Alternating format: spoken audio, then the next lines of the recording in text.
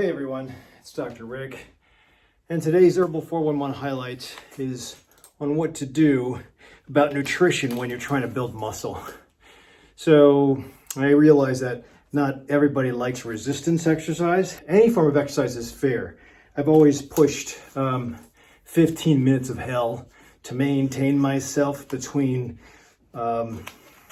times when I'm trying to hit a maximum meeting a life goal. And when you exercise or when you do resistance, you always have to try to improve where you came from, whether it's the amount of weight that you're doing, number of repetitions that you're doing, how long the duration of your exercise is, your body fat, muscle size. So regardless, there should always be a pyramid that you're heading up towards. And that could go with cardiovascular exercise as well. So it's always important to push and strive for more. So if you're going to be investing in resistance or cardio or any form of exercise, I think it's fair to have your usual go-tos. Like mine is always going to be 15 minutes of hell, 3 days a week. But I can't just maintain that. So the reason I'm doing this video is to also give you a ray of direction or a ray of hope that a lot of folks will just stick to a routine and sometimes just stay with the routine because of perceived exertion. I'm working out hard enough, I sweat enough, I'm short of breath when I'm finished my exercise, cool. But let me tell you that the aging process will always continue on. So regardless of how good you are, how well you kill that 15 minutes of hell, if you don't progress on, then the stuff that you used to do in your 40s will not serve you in your 50s. The stuff you used to do in your 50s will definitely not prevent the crap in your 60s and 70s that's coming. So for those of you who don't exercise, you got to start, because the biggest problem that we'll have later on in life is going to be dementia and immobility, where you can't move. Whether it's you can't move because you're too heavy or you can't move because you're too fatigued, doesn't matter. The idea is that everybody knows arthritis happens later, and big joints and growing joints and knuckles that look terrible happen later, but that doesn't mean that you always have to give in to not being able to move anything. If you look at some older individuals, especially either the Indian grandparents that are always walking around the block dressed up in the traditional garb and just walking, just getting outside and walking, even if it's cold out, or the Asian Chinese descendants that are doing this in the driveway and practicing some form of movement, swimming in the air, Tai Chi. I think it's really important to honor those hand-me-down traditions. Even Italy, passeggiata, when you go outside and walk after dinner, it's important to move. It's too easy, especially with COVID, to sit there and go like this, just change the channels and be sucked into another half hour of Netflix. So if you didn't gain weight over COVID, good for you. But you really should be moving. You really should be adding some activities, and you should be having a nutrition practice that supports those activities. And if you have that nutrition practice that supports the activities will keep you engaged, so you maintain that restrictive nutrition practice. Nobody likes to dive into fasting. I hear a lot of people will pulse. They've learned about fasting, and that's cool. I'm going to be doing for my pancreatic cancer patient tomorrow. Actually, he's going into chemotherapy next Wednesday, and I'm going to be doing a fast with him. He and his wife tried a makeshift 5-day fasting mimicking diet right before chemo started, but it was too tough. So I just said, that's okay. It's tough. Those of you who have seen my FMD Prolon videos, it's tough by the 3rd day. So I told my 2 warriors that just wait. We've got chemotherapy coming up next week, and we're going to try to do another shorter term. And you're not obligated to make it through the whole 5 days, and you're not obligated to buy the box. These are 2 boxes out of the 5 boxes that are left over from previous attempts.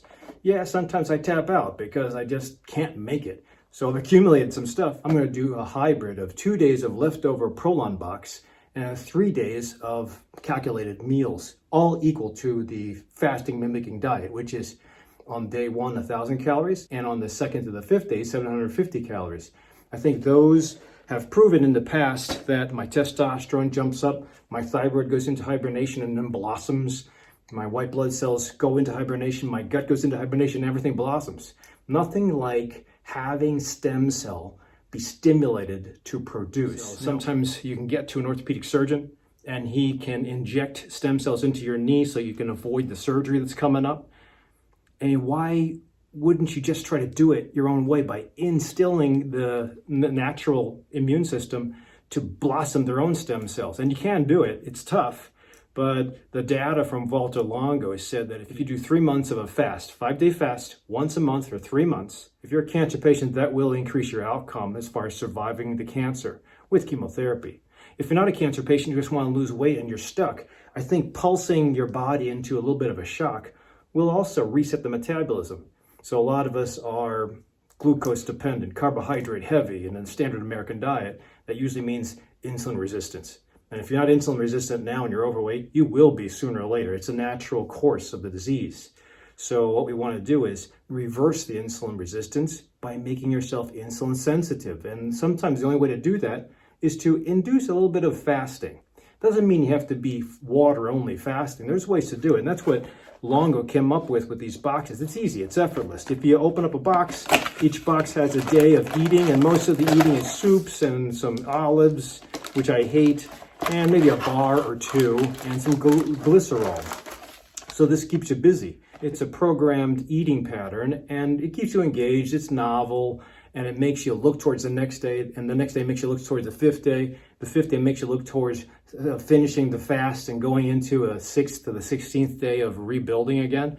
And that's the beauty of this thing, is that you don't have to stay on a nasty diet forever. You don't have to do intermittent fasting, although I do that anyway. I don't eat from 8:30 p.m. until about 12 noon, and I've gotten used to that. I'm going to be 59 this year, and middle-aged people really should, because our metabolism doesn't work as good as a 40-year-old.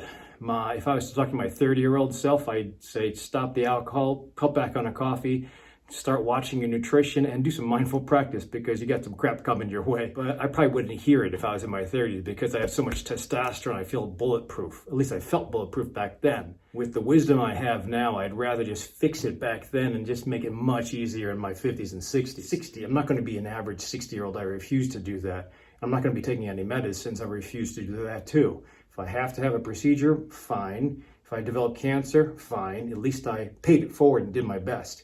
But all the things that I'm doing to encourage my warriors to live a healthier life is to anticipate all the crap that usually happens at 60 and 70. It's either early death, a cancer, some stroke issues, dementia, or a heart attack. Now, if you can avoid all that, cool. But usually if you invest a little bit, it'll pay off a lot, because it'll help you avoid that stuff. If you wait and postpone that until your Medicare age, 65, and then you're going to make a lifestyle change, I mean, that's honorable.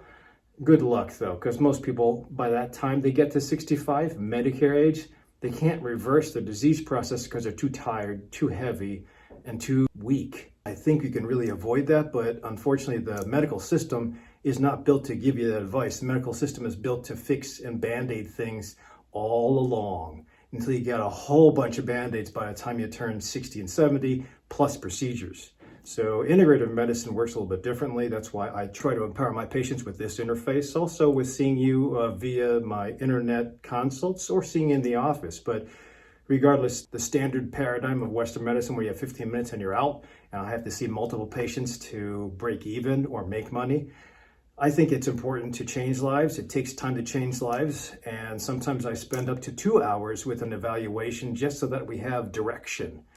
But listen, if I invest my time in eating and exercising and trying to get good sleep and meditating, I'm going to invest my time to teach you your way of doing it. You don't have to do what I do, but I think everybody has to have a personal design. And that's why it's important to spend the time and go outside the paradigm. Don't get rid of your medicine just in case you have an emergency. You'll need the medical insurance. Usually most people have catastrophic insurance.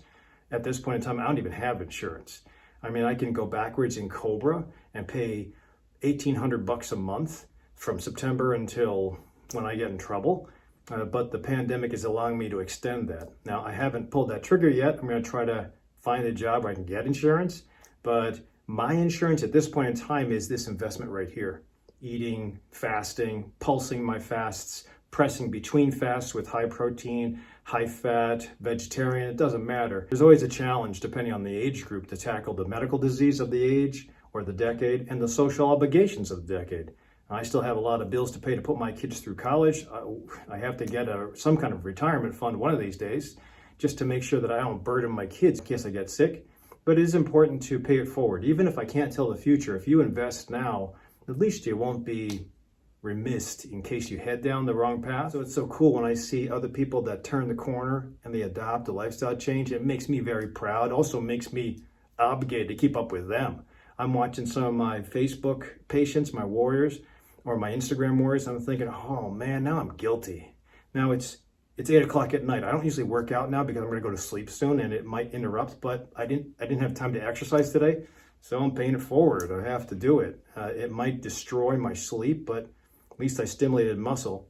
So that's the other thing I wanted to mention is that even if you do fast, I think it's important because it can stimulate satellite cells. Myosatellite cells, which are stem cells, can be stimulated. And if you stimulate satellite cells, myosatellite cells, that means muscle, you can actually grow muscle, make it more efficient. And muscle will be a warehouse where you can dump your glucose in case you're a diabetic with insulin resistance. Muscle takes it, gets it out of the bloodstream. If you have an issue with high cholesterol, muscle will help you formulate or burn up some of the triglycerides that lead to high LDL.